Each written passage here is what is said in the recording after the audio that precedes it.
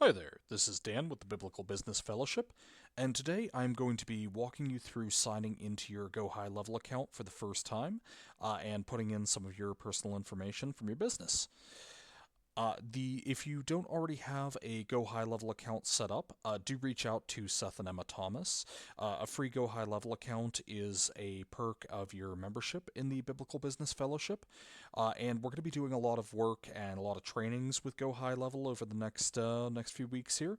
We're going to be putting out a lot of information and a lot of automations and workflows. So if you don't already have one set up, do let us know. It is going to be a big part of our activity here. So you'll go ahead and put in your email and your password. Your email is going to be the email that you sent out to us to set up your account.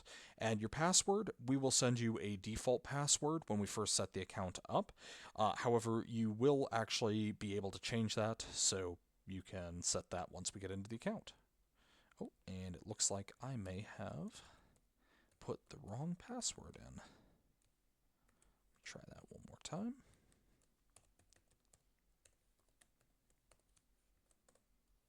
There we go. Excellent. And once you get logged in, it's going to ask to send out a security code. You just click the Send Security Code button.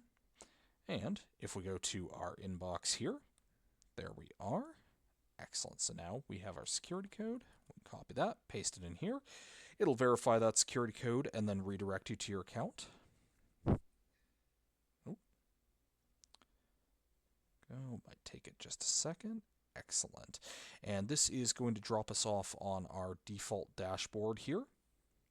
So, as we can see, this is the default business dashboard.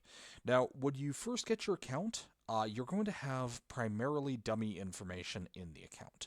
So, you're going to want to come over here to Settings, and once that opens up, you're going to see here Business Profile as well as My Profile. You're going to want to fill these out. So here is your business logo.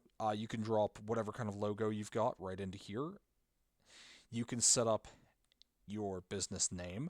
Now, as long as we have a business name for you, we will go ahead and put that business name in, so you may not even have to put anything here. However, you can see that there are actually two separate fields for business name. There's the friendly business name and there's the legal business name. So under legal business name, you're going to want to put in your exact business name, the one that's registered with the EIN. So if you're a sole proprietorship, unless you've got a DBA, that'll have to be your legal name. If you do have a DBA, you can actually put the DBA in there. Down below, you'll see there are fields for your business's email and phone number, as well as your domain. So you can drop all of those in there. Your website is probably similar to your domain, but in some cases it may be a little bit different. This is a friendly web link. So if you do have a multi-part domain, you can put in your exact link to your scooping site right here. Uh, as far as your business niche goes, you can pick out whichever one you feel is most appropriate for you. Then over here, you'll see the physical address of the business.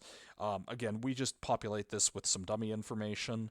You can put in your actual address, city, state, zip code, so on and so forth. Same with time zone. You'll definitely want to make sure that that's updated if you're not in the Eastern Standard Time. By default, we're located on the Eastern Seaboard, so we drop everything into GMT -5. That's New York Standard Time or Eastern Standard Time Zone. So that's what we put everybody into by default. But you'll want to change that over to whatever is correct for you. Um, Platform language. I'm going to assume that most people here probably speak English as their first language, and if that's the case, and you're scooping in the United States, then you'll probably just want to leave that as English United States. And outbound communication language for custom values, you could just leave that blank. The authorized representative fields down here, you can leave these blank unless you've got somebody that you're trying to put into that position. And down here, there's a little bit of just basic information about your business type, your industry, registration IDs. So that's your EIN in the US or your CCN if you're up in Canada. Um, there's also your registration number. That's where you're going to actually put this the number that you select here in. So if you're selecting your EIN, you'll actually put that EIN in right there. Industry-wise, you can pick whichever one you feel is closest to matching your particular industry.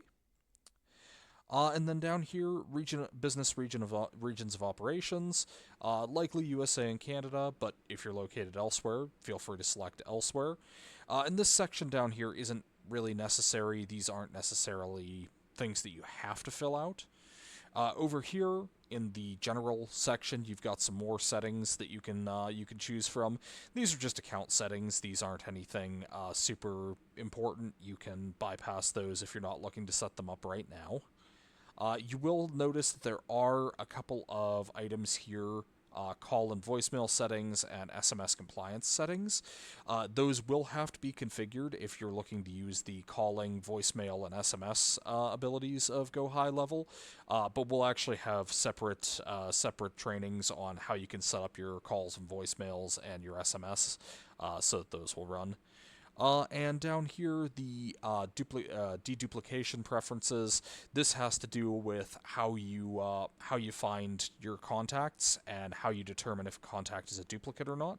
Again, I would just leave that alone. The last thing that I would do while I'm in here is click on My Profile. And this is just going to load up some personal settings. Again, I just have some dummy information in here just as a test. But you can put in email signatures. You can set up an email provider to sync either Gmail or Outlook. So if you're currently running through either of those two, you can just sync your email right here. And up here, probably the most important, you can replace your current password, that'll be the default password that we set up, with whatever password you would like.